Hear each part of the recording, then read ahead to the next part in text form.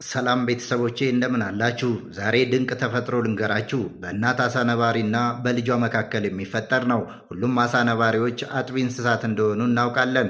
ነገር ግን የአሳ ነባሪ እናቶች ፍቅራቸው ምን ያህል አስደናቂ እንደሆነ የሚያውቁት ጥቂቶች ናቸው። በምድር ላይ ካሉ አጥቢ እንስሳት በተቃራኒ ትንሽ አሳ ነባሪ ከእናቱ ጋር ተጣብቆ መጥባት አይችልም። ይልቁንም እናቱ ወተቱን በቀጥታ በዙሪያው ወዳለ ውሃ ውስጥ ትለቃለች። ነገር ግን ይህ ተራ ወተት አይደለም። የአሳ ነባሪ ወተት 50% በስብ የበለጸገ ነው። ይህም ውፍረቱ የጥርስ ሳሙና ወይም ክሬም አይነት መልክ ይሰጠዋል።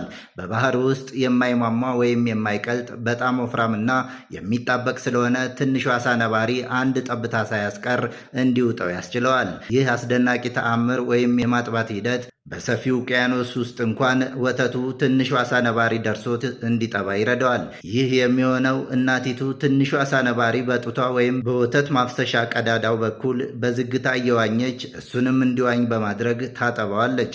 ፈጣሪ በፈጠራቸው ሁሉ እናቶች ለልጆቻቸው የየራሳቸው እዝነት የሚያሳዩና የመንከባከቢያ መንገድ የተቸራቸው ሲሆን የአሳ ነባሪ እናት ግን የምታጠባበት ሂደት አስደናቂ ነው።